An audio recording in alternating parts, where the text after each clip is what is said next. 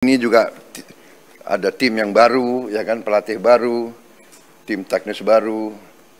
Indonesia tidak boleh dianggap remeh oleh bangsa manapun di dunia. Jangan lupa, STY ini membuat fondasi untuk pemain timnas kita. Thank you, STY. Ya. Jadi jangan lupa yang berikutnya, terima kasih Pak Presiden, Pak Prabowo yang begitu mendukung.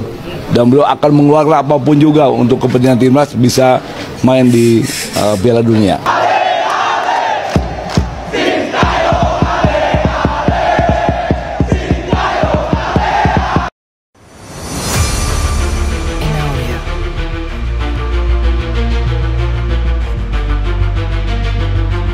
Hai semuanya, selamat datang di channel YouTube Garuda IDN. Berikut ini ada kumpulan berita timnas terbaru nih, diantaranya sebagai berikut.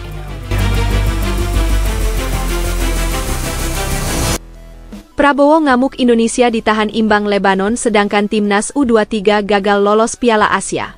Prabowo minta jemput paksa Shin Tae-yong sekarang juga.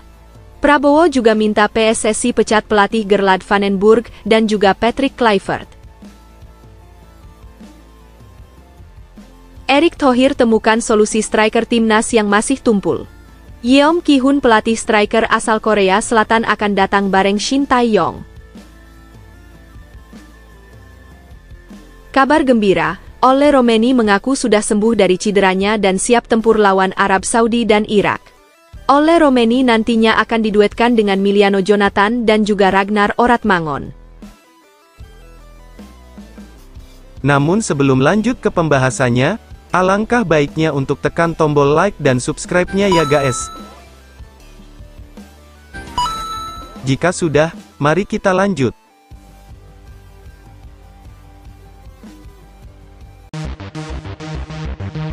Baru-baru ini publik sepak bola tanah air dikejutkan dengan amarah Presiden Prabowo.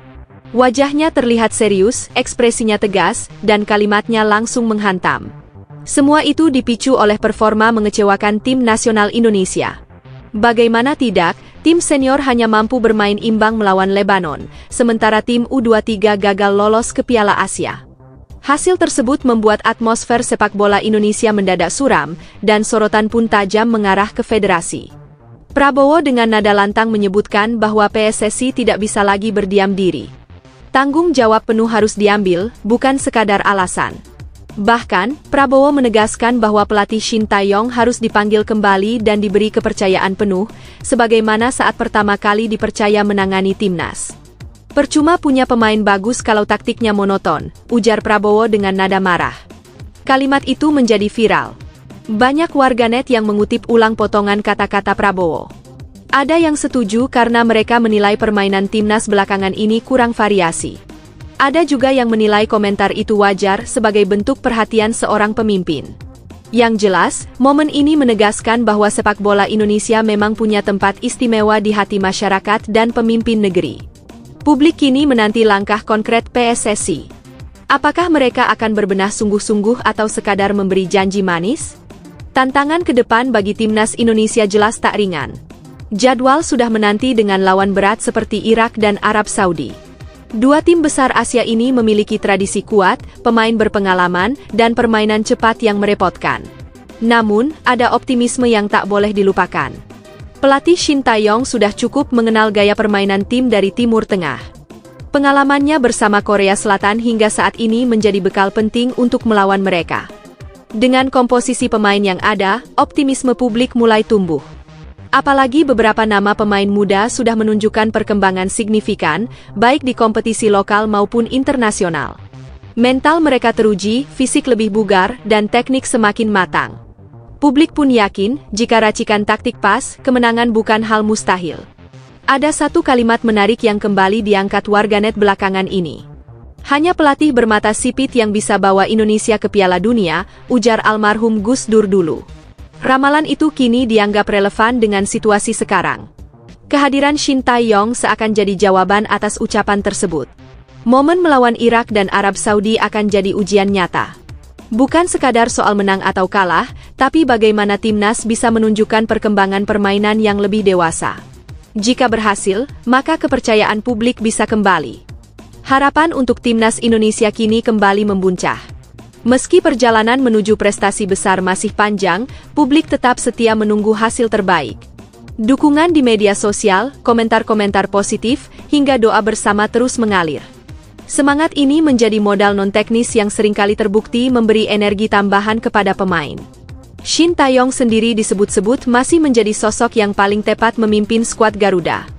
Karakternya tegas, disiplinnya tinggi, dan keberaniannya dalam mengambil keputusan sering dipuji. Meski ada kritik di sana-sini, banyak yang percaya bahwa dia masih punya kemampuan untuk membawa timnas melangkah lebih jauh. Kalau ada yang bisa ubah mental pemain kita, ya Shin Tae-yong orangnya, ujar seorang pengamat. Fokus ke depan bukan hanya pada hasil pertandingan, tapi juga pembentukan karakter.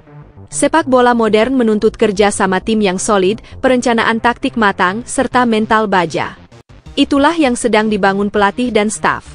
Dengan pemain muda yang semakin percaya diri, kesempatan emas terbuka lebar. Pertandingan melawan tim-tim kuat seperti Irak dan Arab Saudi harus dijadikan ajang pembuktian. Jika Indonesia mampu menunjukkan performa positif, kepercayaan publik semakin solid. Dari situ, langkah menuju target yang lebih besar, yaitu Piala Dunia, akan lebih realistis. Kini tinggal menunggu, apakah kerja keras timnas benar-benar bisa menjawab semua ekspektasi yang sudah ditumpahkan publik. Erick Thohir temukan solusi striker timnas yang masih tumpul. Yeom Ki-hun pelatih striker asal Korea Selatan akan datang bareng Shin Tae-yong. Seperti yang kita tahu, timnas Indonesia sekarang punya 3 penyerang baru. Adrian, Miliano, dan Mauro. Harapannya besar, publik sempat yakin kalau lini depan bakal makin tajam. Tapi nyatanya, saat menghadapi Lebanon, tak ada satupun gol tercipta. Serangan mentok, peluang terbuang, finishing benar-benar bikin frustrasi. Bahkan ketika melawan Cina Taipei, permainan terlihat kewalahan. Operan sudah cukup baik, tapi penyelesaian akhir berantakan. Kondisi ini bikin banyak orang bertanya-tanya. Apakah benar penyerang yang dibawa sudah sesuai kebutuhan tim? Karena sekelas Lebanon dan Cina Taipei seharusnya bisa diladeni dengan permainan terbuka. Namun realitanya, lini depan justru kehilangan sentuhan terakhir.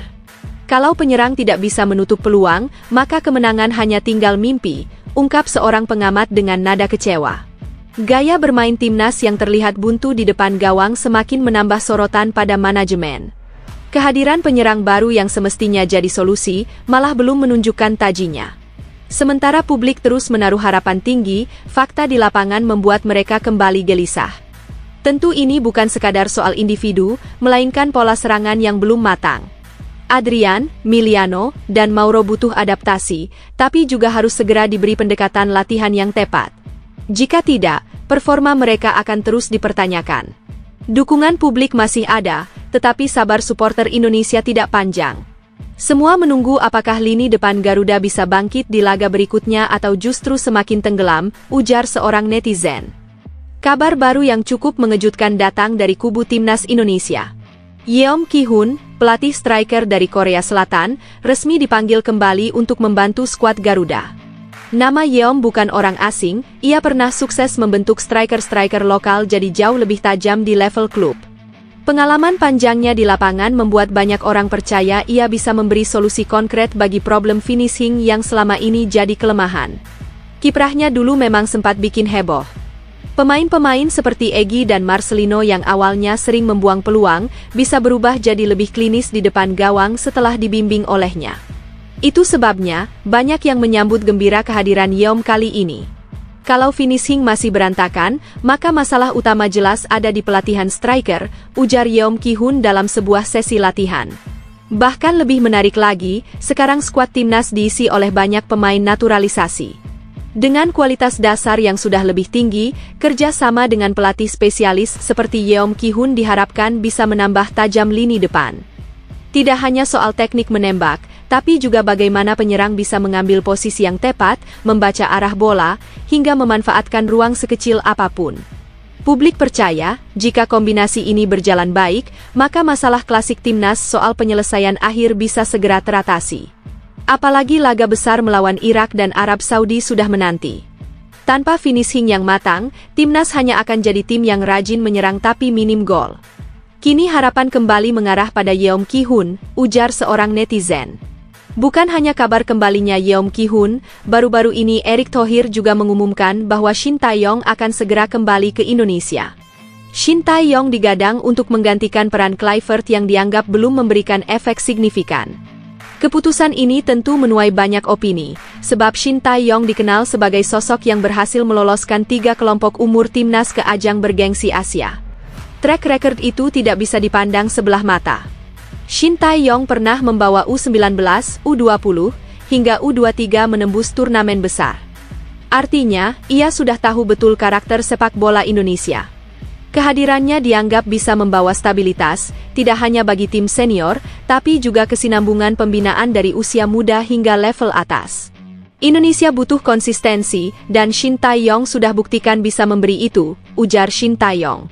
Opini publik terbelah. Ada yang mendukung penuh keputusan ini karena percaya hanya Shin Tae-yong yang bisa meracik komposisi pemain lokal dan naturalisasi secara seimbang. Namun ada juga yang khawatir kembalinya Shin Tae-yong justru menambah beban ekspektasi. Bagaimanapun, masyarakat sudah terlalu sering berharap tinggi lalu kecewa. Meski begitu, langkah Erick ini dianggap sebagai keputusan berani. Alih-alih membiarkan tim terombang-ambing, ia memilih mengembalikan sosok yang sudah teruji. Ditambah dengan hadirnya Yeom Ki-hun sebagai pelatih striker, duet ini bisa jadi kombinasi yang ditunggu-tunggu.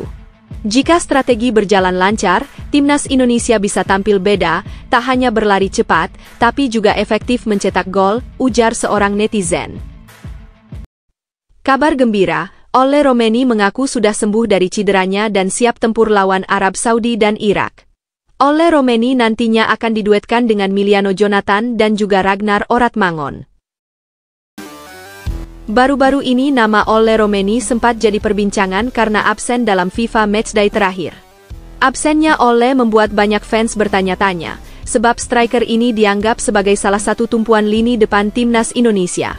Namun kabar terbaru membawa angin segar. Dari siaran langsung di akun Instagram pribadinya, Ole memastikan dirinya sudah sembuh dari cedera yang sempat menghambat. Ia pun menyampaikan niatnya untuk kembali memperkuat timnas demi membawa Garuda terbang tinggi menuju Piala Dunia. Kembalinya Ole jelas memberi warna baru. Sosoknya dikenal memiliki insting gol yang tajam dan keberanian untuk menekan lawan. "Saya sudah siap tempur untuk timnas Indonesia," kata Ole dengan penuh percaya diri. Kalimat singkat ini seolah menjadi suntikan semangat bagi supporter yang sudah lama menunggu kepastian kondisi sang pemain. Atmosfer positif pun mulai terasa. Publik yakin bahwa hadirnya Ole bisa mengangkat mental tim yang sempat goyah akibat hasil kurang memuaskan di laga sebelumnya. Apalagi, Indonesia tengah bersiap menghadapi lawan berat di kualifikasi. Dengan kondisi fit, Ole diharapkan bisa langsung memberikan kontribusi nyata, bukan sekadar jadi opsi cadangan. Kini semua mata menatap pada laga berikutnya, menunggu bagaimana Ole bisa kembali beraksi di lapangan hijau. Supporter ingin melihatnya bukan hanya kembali bermain, tapi juga menjadi penentu kemenangan. Harapan itu semakin kuat, karena Indonesia butuh striker berpengalaman untuk menghadapi pertandingan besar, ujar seorang netizen. Selain kabar kembalinya Ole Romeni, ada prediksi menarik soal bagaimana ia akan diturunkan. Ole diperkirakan tidak akan berdiri sendirian di lini depan, melainkan diduetkan dengan 2 striker lain, Miliano dan Ragnar. Kombinasi ini diyakini akan membuat serangan Indonesia lebih hidup. Ragnar dikenal memiliki body balance yang cukup kuat. Dengan postur dan kekuatan fisiknya, ia bisa menjadi pemantul bola atau tembok yang menjaga aliran serangan tetap berjalan. Sementara Miliano terkenal lincah dan cepat, cocok untuk menusuk dari sisi sayap atau memanfaatkan celah sempit di pertahanan lawan. Sedangkan Ole punya insting predator, selalu mencari ruang untuk menyelesaikan peluang. Jika digabung, 3 striker ini bisa saling melengkapi. Ragnar menjaga bola, Miliano membuka ruang, dan Ole yang mengakhiri dengan finishing. Skema ini diyakini akan sangat cocok ketika Indonesia menghadapi tim kuat seperti Arab Saudi dan Irak.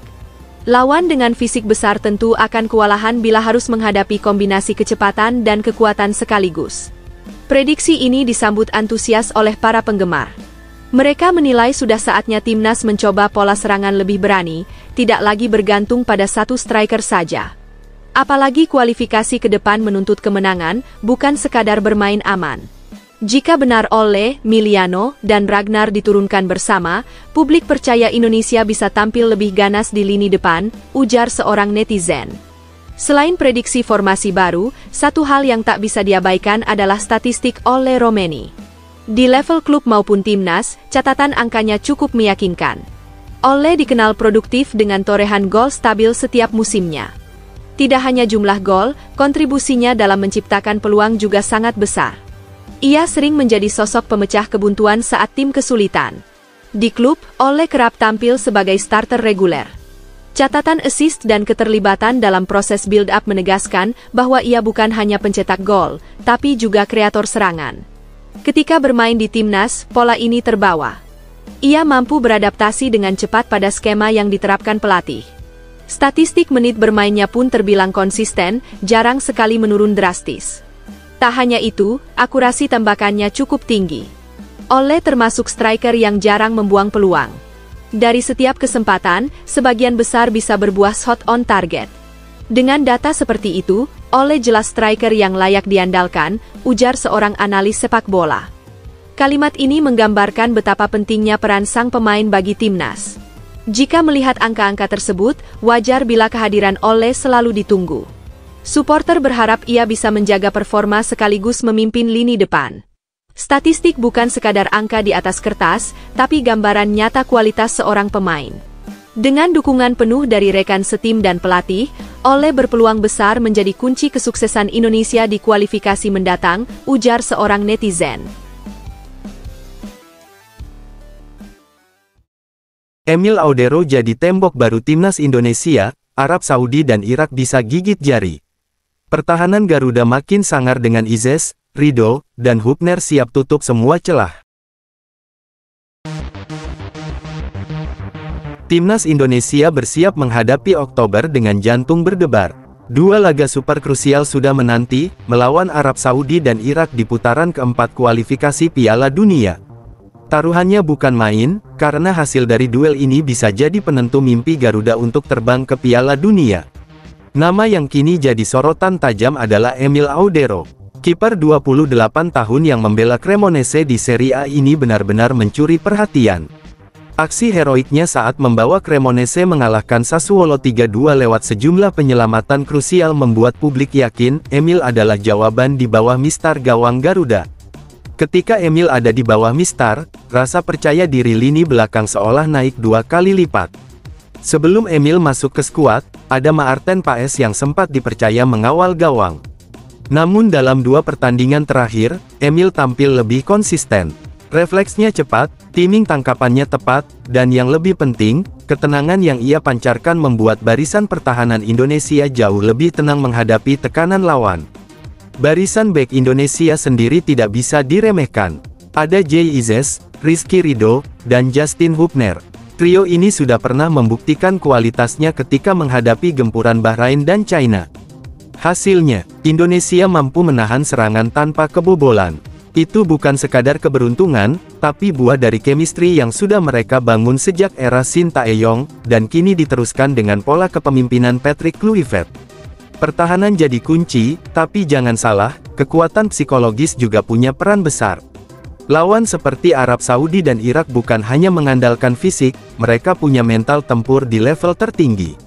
Di titik inilah, kiprah Emil bisa jadi pembeda. Seorang kiper yang mampu mengangkat mental rekan setimnya bisa menentukan arah pertandingan. Oktober nanti, sorotan dunia akan tertuju pada Garuda. Apakah Emil Audero mampu menularkan aura tenangnya? Apakah Izes, Ridho, dan Hubner sanggup jadi tembok kokoh? Semua akan terjawab di lapangan. Satu hal pasti, timnas Indonesia tidak boleh hanya bertahan, mereka harus berani, provokatif, dan siap mencetak sejarah.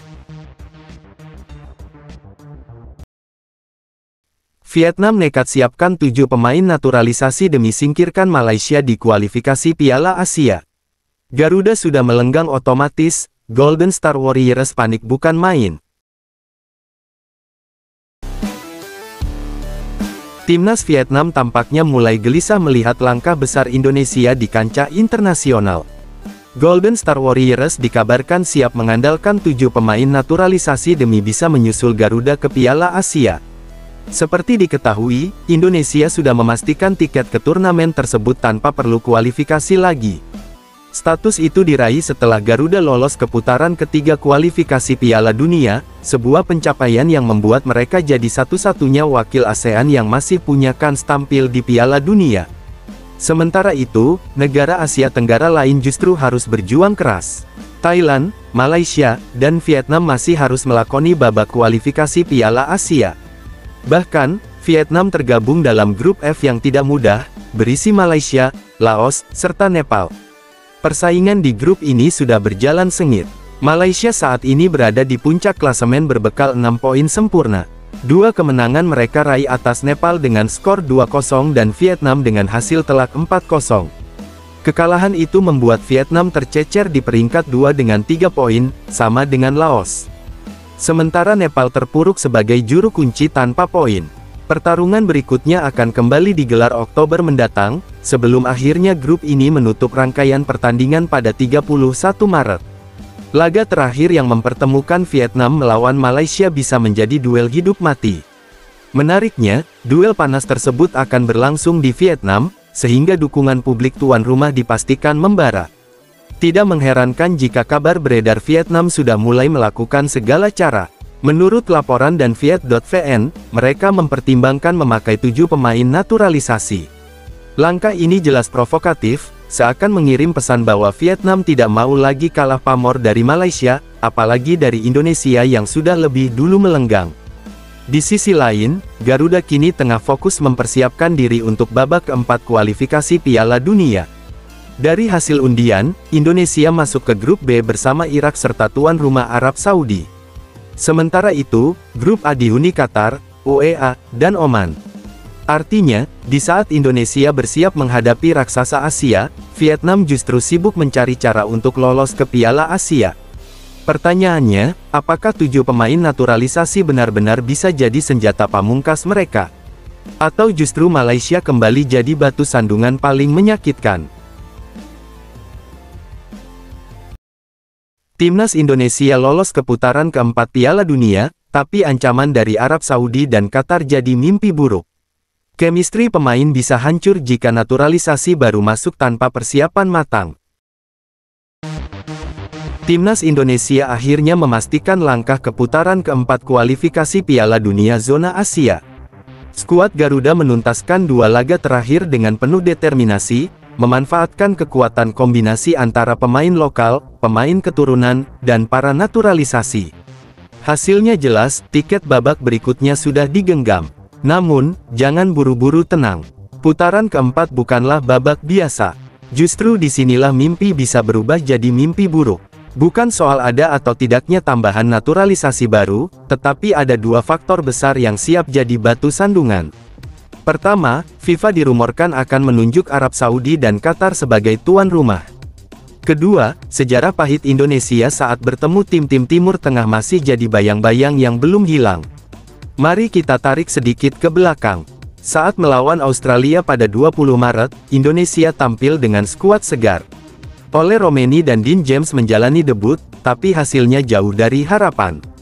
Meski mencoba bermain agresif, Indonesia harus menelan kekalahan telak 1-5. 1 gol hiburan tak cukup untuk menutupi rapuhnya chemistry dalam tim. Situasi seperti ini bisa kembali terjadi di putaran keempat jika persiapan tidak matang. Rotasi pemain memang jadi senjata, tapi bisa berubah jadi bumerang bila tidak dikelola dengan hati-hati. Apalagi jika ada tambahan pemain naturalisasi baru yang bergabung mendekati laga besar. Chemistry bisa berantakan, koordinasi hilang, dan kekompakan runtuh. Inilah titik rawan yang harus segera diantisipasi. Solusi, hanya ada 2, latihan ekstra keras dan training camp yang lebih panjang. Tanpa itu, sulit membangun kecocokan di lapangan. Semua pemain harus bicara dalam satu bahasa sepak bola yang sama.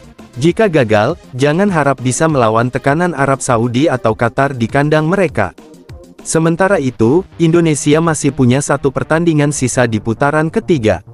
Duel kontra Jepang pada 10 Juni akan jadi laga formalitas. Hasilnya tak akan menggoyahkan posisi Indonesia yang sudah pasti lolos. Tapi laga ini bisa jadi ujian terakhir sebelum masuk ke medan perang sesungguhnya di putaran berikutnya. Pertanyaannya sekarang, siapkah timnas Indonesia menghadapi badai besar di depan? Kelvin Verdong pecahkan rekor jadi pemain Indonesia pertama di Ligue 1 Prancis. Transfer 3 juta euro ke LOSC Lille bikin publik tanah air geger. Sejarah baru bakal tercipta di sepak bola Indonesia. Kelvin Verdong, bek kiri berusia 28 tahun, resmi tinggal menunggu waktu untuk bergabung dengan LOSC Lille di Ligue 1 Prancis. Langkah ini membuatnya akan tercatat sebagai pemain Indonesia pertama yang benar-benar berkarir di kasta tertinggi negeri mode. Momen perpisahan Verdong sudah ditentukan. Pada Minggu, ia masih akan tampil bersama NEC Nijmegen melawan Fortuna Sittard di pekan keempat Eredivisie.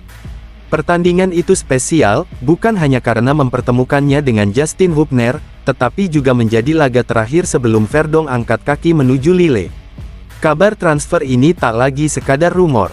Pakar transfer kenamaan asal Italia, Fabrizio Romano, pada Sabtu mengumumkan bahwa Lille dan NEC telah mencapai kata sepakat. Biaya transfernya dipatok di angka 3 juta euro atau sekitar 57 miliar. Dengan nilai itu, Lille mendapatkan pengganti Gabriel Gudmundsson yang sebelumnya dijual ke Leeds United senilai 11,6 juta euro. Sejak didatangkan gratis dari Famalicão pada 2022, Verdong berubah jadi salah satu pilar NEC. Ia mengambil alih posisi bek kiri setelah Soufiane El Karouani pergi pada 2023, bahkan beberapa kali dipercaya sebagai bek tengah. Catatannya mengesankan, 164 pertandingan resmi, 8 gol, dan 9 assist. Musim lalu, kontraknya sempat diperpanjang sampai 2028, tetapi klausul khusus membuka jalan kepindahan ini. Bagi Lille, polanya jelas. Klub berjuluk Les Dogs itu memang suka belanja pemain dari Eredivisie. Mereka bahkan pernah mengincar kiper NEC Robin Ruffes, walau akhirnya sang penjaga gawang lebih memilih Sunderland.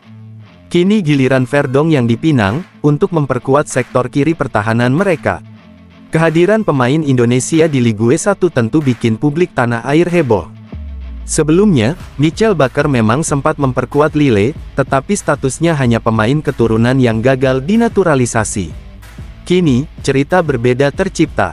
Verdong melangkah ke panggung Eropa dengan bendera merah putih melekat di namanya. Tidak ada lagi keraguan. Transfer ini bukan cuma tentang perpindahan klub, tapi tentang sejarah. Dunia sepak bola akan menyaksikan, bagaimana seorang Kelvin Verdong membawa nama Indonesia berkibar di Ligue 1 Prancis. Persib Bandung resmi datangkan Eliano Reijnders, bek sayap timnas Indonesia yang bikin lini pertahanan makin ganas. Tak cukup sampai di situ, Maung Bandung juga gaet striker Prancis Andrew Jung untuk mengguncang Asia. Persib Bandung kembali bikin geger bursa transfer. Klub kebanggaan Jawa Barat itu baru saja mengumumkan kedatangan dua nama besar, Eliano Reijnders dan Andrew Patrick Jung. Langkah berani ini jelas jadi sinyal bahwa Maung Bandung tak main-main menatap Super League dan juga AFC Champions League 2. Reijnders, bek sayap kanan berusia 24 tahun, langsung dikontrak untuk 2 musim. Pemain naturalisasi timnas Indonesia ini datang bukan tanpa alasan. Bojan Hodak, pelatih Persib, memang secara khusus meminta manajemen mendatangkan sosok yang bisa memperkuat sisi kanan pertahanan.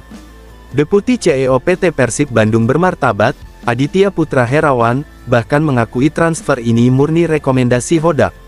Yang bikin heboh, Eliano bukan pemain sembarangan. Ia sempat membela PEC Zwolle sejak 2018, bahkan sempat menjalani masa pinjaman di Jong Utrecht. Lahir di Tampere, Finlandia, pada 23 Oktober 2000, Eliano memilih jalan berbeda dari kakaknya, Tijani Reijnders yang kini berseragam Manchester City dan memperkuat timnas Belanda. Eliano mantap bersumpah setia pada Garuda, berjuang membawa Indonesia ke Piala Dunia.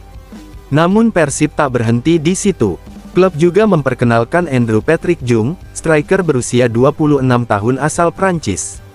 Rekam jejak Jung di Eropa terbilang mentereng. Pernah membela Stade Reims, ia kemudian berkarir di Chateauroux dan Valenciennes sebelum akhirnya bersinar bersama OFI Crete FC di Liga Yunani. Musim lalu saja, ia tampil 28 kali, menyumbang 3 gol dan 2 assist, serta mengantarkan timnya finish di posisi 6 klasemen akhir. Dengan kedatangan Jung, Persib kini melengkapi daftar 11 pemain asing untuk musim ini. Nama-nama seperti William Moreira, Lucho Guaikokea, Julio Cesar, Berguinho, William Barros, Ramon Tanque, Adam Pribek, Matricardi, Franz Putros, hingga Federico Barba, sudah lebih dulu bergabung. Jung pun jadi potongan terakhir puzzle besar Maung Bandung. Dua perekrutan ini jelas bikin lawan harus ekstra waspada.